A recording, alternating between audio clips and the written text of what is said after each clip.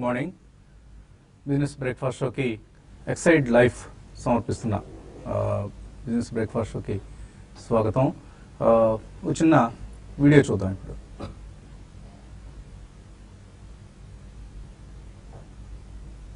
Okay, so నా regular సహచరుడు విజయకృష్ణ లేడు, సో మిగతా టీం అంతా కూడా కాస్త మబ్బు మొహాలు కాబట్టి ఆ వీడియోని చూపించలేకపోతున్నాం. సో బహుదీయుడి గృహప్రవేశం జరిగింది శనివారం రోజు. సో గతంలో 1-2 ఏళ్లలో ప్రవేశించినప్పటికీ శేష జీవితానికి సంబంధించి స్థిర నివాసం కోసం చెరగని చిరునామాగా గృహప్రవేశం చేయడం జరిగింది. నిన్నగాక మొన్న శనివారం బంధుమిత్ర సపరివార సమేతంగా కడు రమణీయంగా జరిగిన ఈ వేడుక దృశ్యాలను మీతో పంచుకోవాలనుకున్నాను. Unfortunately I couldn't do that. So anyway, ప్రత్యక్షంగా నా గృహప్రవేశానికి వచ్చేసి ఆశీర్వదించి అభినందనలు తెలియజేసిన పిన్నలు పెద్దలు అందరికీ హృదయపూర్వక నమస్కారం. అండ్ అయ్యన్న పార్ల్ పేరిట ఒక అద్భుతమైన కట్టడాన్ని నాకు, ఇన్ఫ్యాక్ట్ హైదరాబాద్ కూడా అందించిన one of the best builders in twin cities Purala Shetty Sridhar గారికి, అలాగే నా గృహ నిర్మాణానికి అన్ని విధాలుగా మద్దతుగా నిలిచిన మా చైర్మన్ బిఆర్ నాయుడు గారికి, మేనేజ్మెంట్కి అందరికీ కూడా హృదయపూర్వక నమస్కారాలు. అండ్ ప్రత్యక్షంగా విచ్చేసి అభినందనలు తెలియజేసిన వారికి పరోక్షంగా అండ్ ఇప్పటికీ దృశ్యాలు అక్కడ ప్రత్యక్షమయ్యాయి. So just want to share these moments with you. అంటే నేను నా వ్యక్తిగత విషయాన్ని మీతో ఎందుకు పంచుకోవాలంటే చెప్పలేను కానీ కారణం, but you been a part of my life అనుకుంటాను నేను.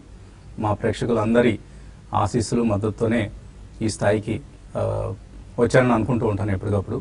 కాబట్టి అందరికీ కూడా ఈ దృశ్యాలు మీతో షేర్ చేసుకుని, కాస్త అనారోగ్యంగా ఉన్నప్పటికీ ఇవాళ ఈ దృశ్యాలు మీతో పంచుకునేందుకే కార్యక్రమానికి హాజరయ్యాను. So they are some of the visuals there. So ఇక మన రెగ్యులర్ మార్కెట్స్ విషయానికి వస్తే, మార్కెట్స్లో ఈ వారం చాలా ఆసక్తికరంగా ట్రేడింగ్ ఉండబోతోంది. ఎఫ్ఓఎంసి మీట్ ఈ వారంలో ఉంది. ఎందుకంటే వడ్డీ రేట్లు ఎప్పటి నుంచో అమెరికాలో వడ్డీ రేట్లు పెరుగుతాయని మనం అనుకుంటూ ఉంటే అవి బహుశా ఈసారి మీటింగ్లో పెరిగే అవకాశం ఉంది అంటూ ఎక్కువ మంది అభిప్రాయపడుతున్నారు. అలాగే అమెరికా నూతన అధ్యక్షుడిగా డొనాల్డ్ ట్రంప్ మళ్ళీ ఎన్నిక కాబోతున్నారు. బాధ్యతలు స్వీకరించబోతున్నారు. ఆ సమయం దగ్గర పడుతున్న కొద్దీ మార్కెట్స్లో ఒక ఎక్సైట్మెంట్ పెరుగుతోంది. ఆయన కూడా రకరకాల స్టేట్మెంట్స్ ఎప్పటికప్పుడు ఇవ్వడం మనం చూస్తున్నాం. అండ్ ఇవన్నీ కాకుండా ఒక రిస్క్ ఆన్ మూడ్ మనకు బలపడుతోంది మార్కెట్స్లో, గ్లోబల్ మార్కెట్స్లో. In fact so OPEC, non OPEC nations మధ్య ఆయిల్ ప్రైసెస్ సంబంధించి ఒక డీల్ కుదిరింది టు కర్బ్ ప్రొడక్షన్. ఇంతకుముందు మనం ఓపెక్ మెంబర్స్ మధ్య 1.2 million barrels per day production కట్కి సంబంధించి అగ్రిమెంట్ కుదరటం చూసాం. ఇప్పుడు నేను తాజాగా నాన్ ఓపెక్ మెంబర్స్ కూడా 5,58,000 barrels per day production cut చేయాలని నిర్ణయించారు. దీంతో ఆయిల్ ప్రైసెస్లో ఒక 4% మనం రైజ్ చూస్తున్నాం. ఆయిల్ ప్రైసెస్లో $56 బ్రెంట్ క్రూడ్, అలాగే సుమారుగా $54 దగ్గర నైమెక్స్ క్రూడ్ కనిపిస్తుంది. సో ఈ నేపథ్యంలో అఫ్కోర్స్ ఇది ఇండియా లాంటి మనలాంటి ఎకానమీస్ సంబంధించి నెగిటివ్ న్యూస్. బట్ మిగతా కంట్రీస్, ఆయిల్ ప్రొడ్యూసింగ్ కంట్రీస్కి ఇది ఒక చాలా చాలా పాజిటివ్ మూమెంట్. కాబట్టి మార్కెట్స్లో మళ్ళీ కొంత risk on sentiment, risk on mood కనిపిస్తోంది. అండ్ మన ఎకానమీకి సంబంధించి వరుసగా 4 సెషన్స్ లాస్ట్ ఫ్యూ డేస్లో, లాస్ట్ 4 సెషన్స్లో ఎఫ్ఐఎస్ కొనుగోలు చేయడం చూసాం. సో ఆల్మోస్ట్ లాస్ట్ 4 డేస్లో 1,300 crores వర్త్ స్టాక్స్ని ఎఫ్ఐఎస్ కొన్నారు. అండ్ ఇదే కారణంతో ఆఫ్కోర్స్ కొంత ఐఐపీ నెంబర్స్ బ్యాడ్గా వచ్చినప్పటికీ కూడా మనకు ఎఫ్ఐ నెంబర్స్ కొంత మార్కెట్స్ను ఉత్తేజపరిచాయని చెప్పుకోవచ్చు. జిఎస్టీ బిల్కి సంబంధించి నెగిటివ్ న్యూస్ వస్తుంది. ఐఐపీ నెంబర్స్ అక్టోబర్కి సంబంధించి మార్కెట్ అంచనాలు తక్కువ రావడం జరిగింది. అలాగే బ్యాంకులు, ఆర్బీఐ నుంచి ఒక హాకిష్ పాలసీ మనం రావడం చూసాం. ఇవన్నీ నెగిటివ్ ఇష్యూస్ ఇన్ఫ్యాక్ట్. కాబట్టి మన మార్కెట్స్ పెరిగేందుకు అంతగా స్కోప్ లేనప్పటికీ గ్లోబల్ ర్యాలీ కారణంగా లాస్ట్ వీక్ మనం ఎఫ్ఐ బయింగ్ కారణంగా last week almost Sensex Nifty more than 2% లాభపడటం చూసాం. And bank stocks like ICICI, Axis లాంటి వాటిలో డెలివరీ బేస్డ్ బయింగ్ చూసాం. అండ్ ఐటీ స్టాక్స్ లైక్ ఇన్ఫోసిస్లో last Friday 350 crores worth buying చూసాం. సో ఆల్ ఇన్ ఆల్ ఒక positive sentiment last week మళ్ళీ మనకు కనిపించింది. అఫ్కోర్స్ వర్స్ట్ అయిపోయిందని అనుకోలేం, బట్ స్టిల్ మార్కెట్స్లో కొంత మనకు స్థిరత్వం వచ్చింది, బాటమ్ అవుట్ అయ్యాయి అన్న ఒక ఫీలింగ్ మనం చూసాం. ప్రత్యేకించి బ్యాంక్ నిఫ్టీ ఫ్రైడే రోజు కూడా మనం బ్యాంక్ నిఫ్టీ చాలా స్ట్రాంగ్గా బిహేవ్ చేయడం చూసాం. సో ఏదైతే మనం ఆర్బీఐ పాలసీ వచ్చిన రోజు లో లెవెల్స్ చూసామో అక్కడ నుంచి 750 పాయింట్స్ బ్యాంక్ నిఫ్టీ పెరిగింది. సో ఈ 18,650 లాంటి లెవెల్స్ కనుక బ్యాంక్ నిఫ్టీ సక్సెస్ఫుల్గా అధిగమించగలిగితే మళ్ళీ 19,000 దిశగా వెళ్తుందని అనుకోవచ్చు. అండ్ నిఫ్టీకి సంబంధించి 200-డే మూవింగ్ యావరేజ్ ఏదైతే ఉందో 80-200 ఈ లెవెల్ని స్టాప్ లాస్గా పెట్టుకొని కొంత లాంగ్ పొజిషన్స్ తీసుకోవడానికి ప్రస్తుతానికి మార్కెట్స్ అనుకూలంగా ఉన్నాయని చెప్పుకోవచ్చు. బట్ ఇవాళ ఓపెనింగ్ మాత్రం ఎస్జీఎక్స్ నిఫ్టీ ట్రెండ్ బట్టి చూసినా, ఇతర ఏషియన్ మార్కెట్స్ ట్రెండ్ బట్టి చూసినా కూడా కొంత నెగిటివ్ ఓపెనింగ్ కోసం మార్కెట్స్ సిద్ధమవుతున్నాయి. కాబట్టి కాన్షియస్గా ఉండాలి ట్రేడర్స్. ఎక్సూబరెన్స్ పనికిరాదు బోత్ సైడ్స్, షార్ట్ అయినా లాంగ్ అయినా కూడా. ఎందుకంటే షార్ట్ పొజిషన్స్ కూడా బహుశా కవర్ చేసుకునే పరిస్థితి కనిపిస్తుంది. ప్రస్తుతం లాంగ్ వర్సెస్ షార్ట్స్ ఎఫ్ఐఎస్ దృష్టి నుంచి చూస్తే 68:32 కనిపిస్తుంది. సో లాంగ్ పొజిషన్స్ అంతగా ఒకప్పుడు 80:20 ఉన్న పరిస్థితి ఇప్పుడు 68:32.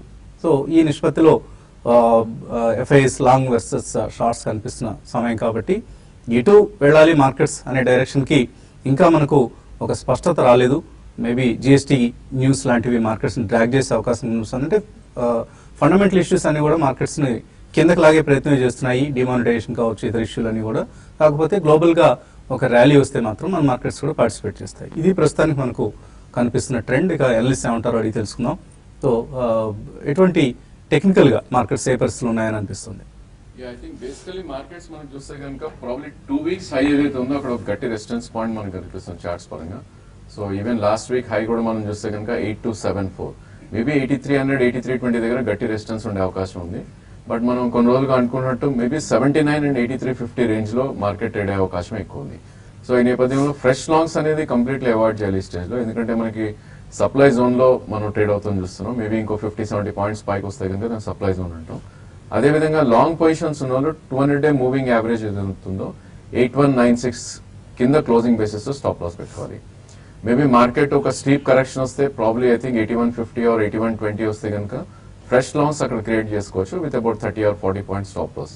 ఎందుకంటే మనకి 8116 ఏదైతే 20-డే మూవింగ్ యావరేజ్ ఉందో అది ఒక షార్ట్ టర్మ్ సపోర్ట్ లో ఉండే అవకాశం ఎక్కువ ఉంది. So all in all Nifty I think there is no trade as of now. Maybe కొద్ది స్టీప్ కరెక్షన్స్ వచ్చి 70-100 పాయింట్స్ పడితేనే ఫ్రెష్ ట్రేడ్ ఎంటర్ అయ్యే ఛాన్స్ ఉంది. Otherwise there is no trade అని చెప్పొచ్చు.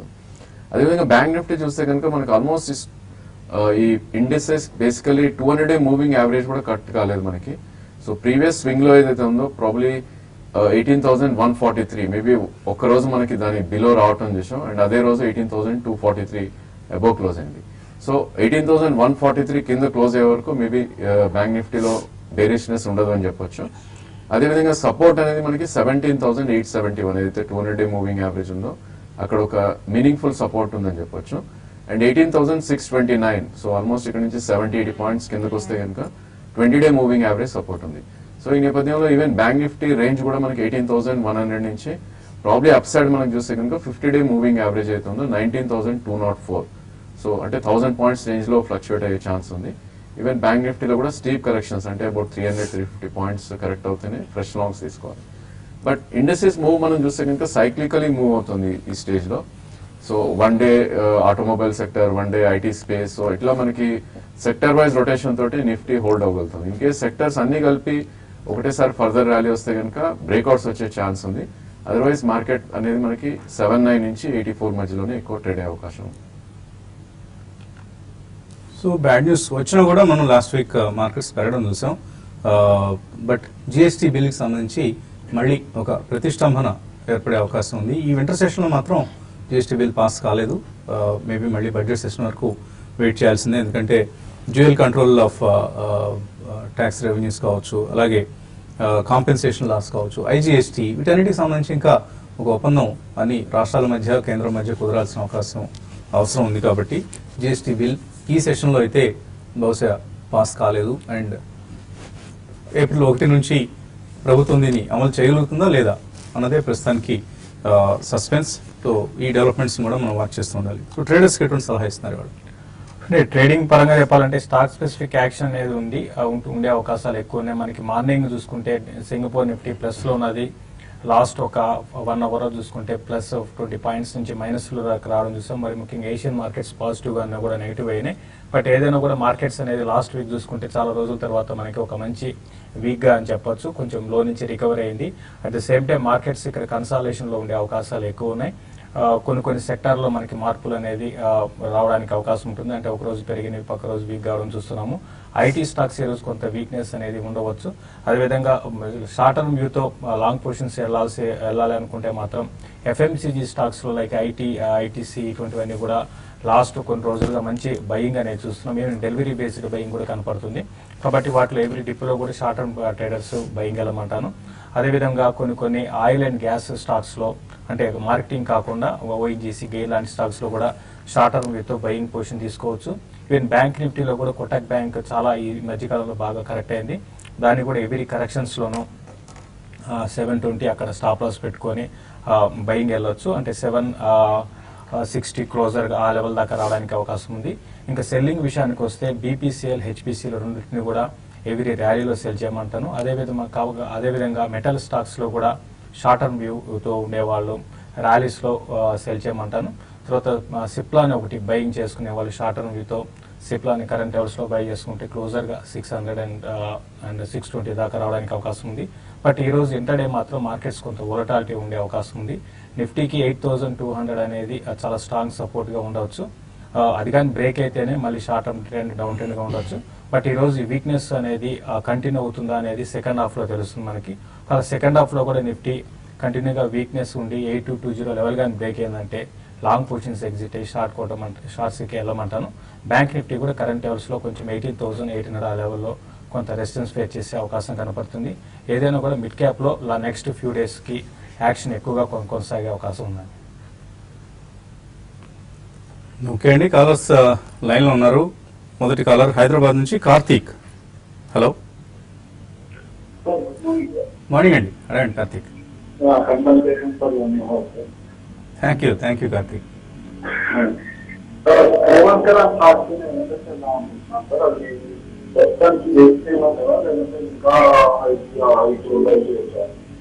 పూర్వాంకర కొన్నారా? ఓకే, ఆడియో మీది కొంత రీసౌండ్ వస్తుంది ఎక్కడో. పూర్వాంకర గురించి ఎటువంటి సలహా ఇస్తారు? పూర్వాంకర ప్రాజెక్టు మనకి లాస్ట్ ట్రేడింగ్ సెషన్ లో రిజల్ట్ అనౌన్స్ చేసిందని చాలా స్ట్రాంగ్ రిజల్ట్ పోస్ట్ చేసింది. చాలా రోజుల తర్వాత మళ్ళీ స్టాక్ లో ఒక వన్ సైడెడ్ ర్యాలీ చూసాము. ఎందుకంటే నేను అదే రోజు దగ్గర 10% దాకా పెరిగింది. బట్ అంటే ఓవరాల్ గా ఈ సెక్టర్ పరంగా రియల్ ఎస్టేట్ కి రానున్న రోజుల్లో అంత బాగా అంటే ఉండే అవకాశం అయితే లేదండి. కాబట్టి మీరు లోయర్ లెవెల్లో కానీ బై చేసుకొని ఉంటే మీరు షార్ట్ టర్మ్ వ్యూతో మాత్రం దీన్ని ర్యాలీస్లో ఎగ్జిట్ కానీ ప్రస్తుతం అయితే 52 ఆ లెవెల్ వరకు రావచ్చు. అది కానీ క్రాస్ అయిందంటే ఇంకా ఫర్దర్ కూడా 56 ఆ లెవెల్ దాకా రావచ్చు. మాక్సిమం అంతకుమించి పెద్దగా పెరగకపోవచ్చు అండి. డెట్ ఉంది కంపెనీకి. బట్ ఏదైనా కూడా రియల్ ఎస్టేట్ మాత్రం అంత పెద్దగా రానున్న రోజుల్లో పెరగకపోవచ్చు అండి. ఓకే అండి, so be careful about Puravankara. ఇంకా మరిన్ని కాల్స్ అలాగే మెయిల్స్ తీసుకునే ముందు చిన్న విరామం.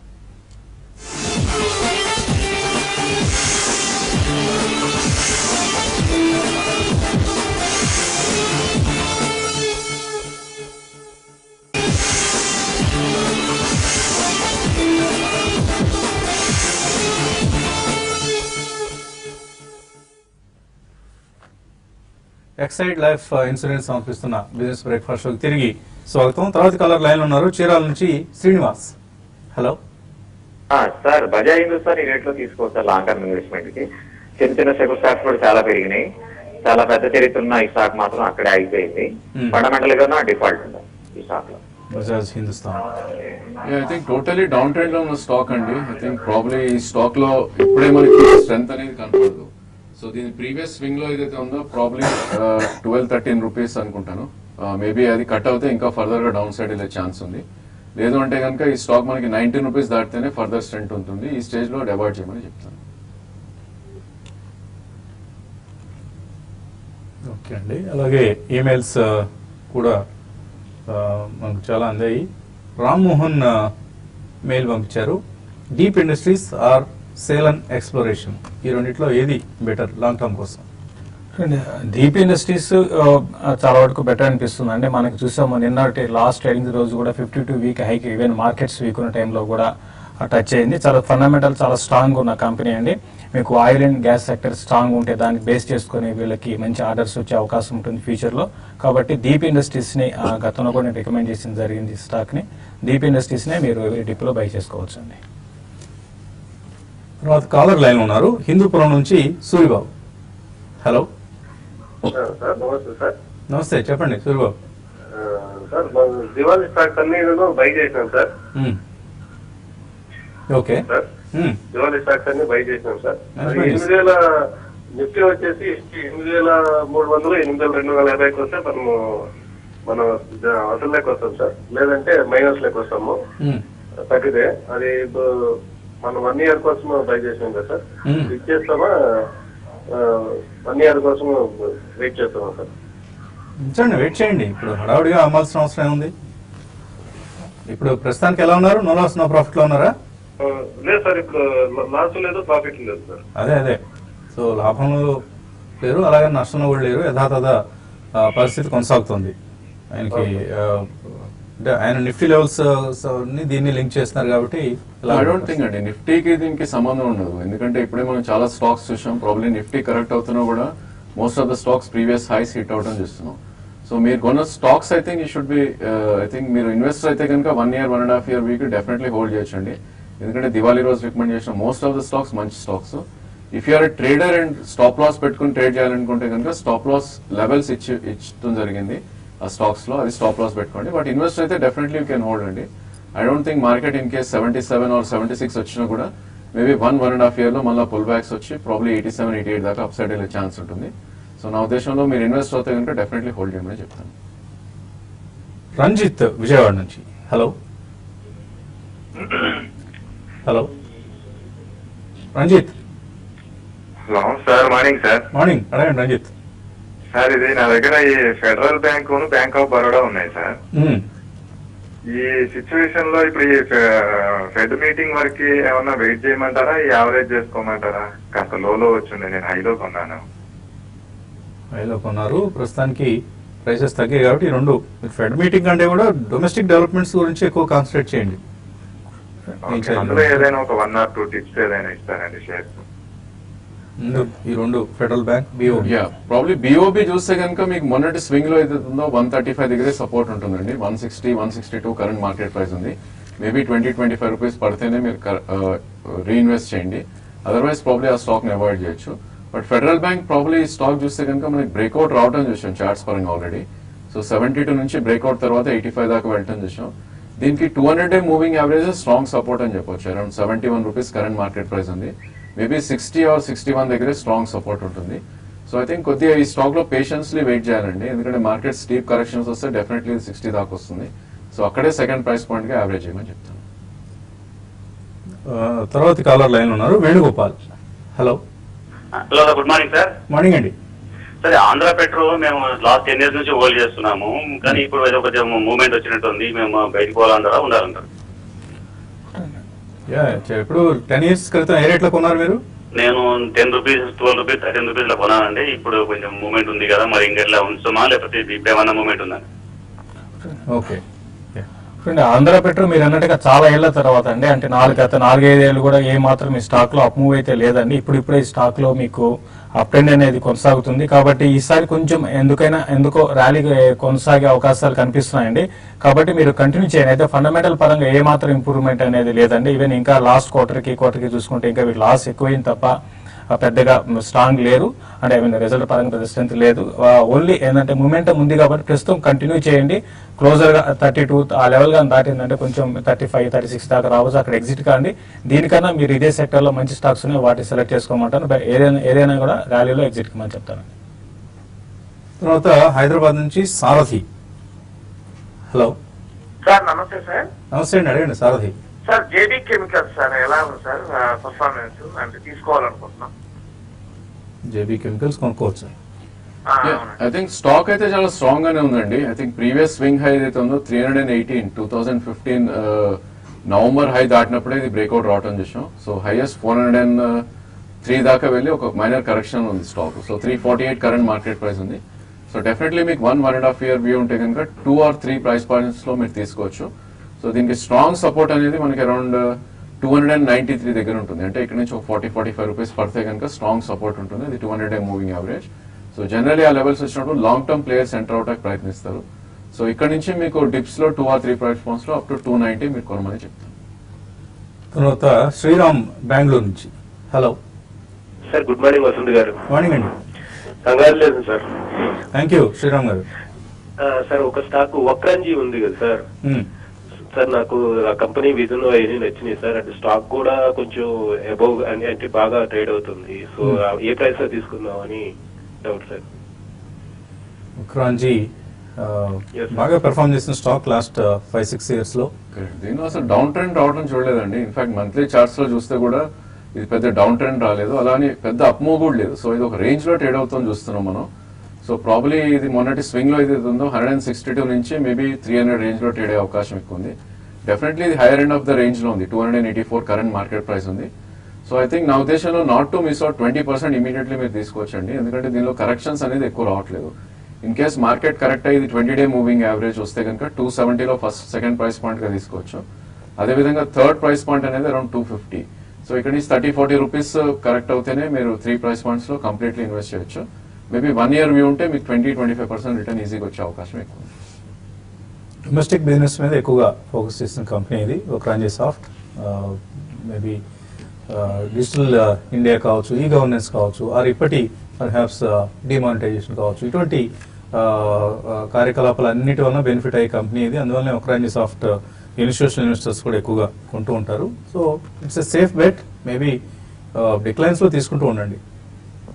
అండ్ ఇంకా కాల్స్ అలాగే మెయిల్స్ కూడా మిగిలిపోయాయి, కానీ మనకు సమయం కూడా మించిపోయింది. అండ్ అందరికీ పేరు పేరున ధన్యవాదాలు. నాకు కంగ్రాట్స్ గ్రీటింగ్స్ చెప్పిన మన మెయిలర్స్ కాలర్స్ అందరికీ కూడా.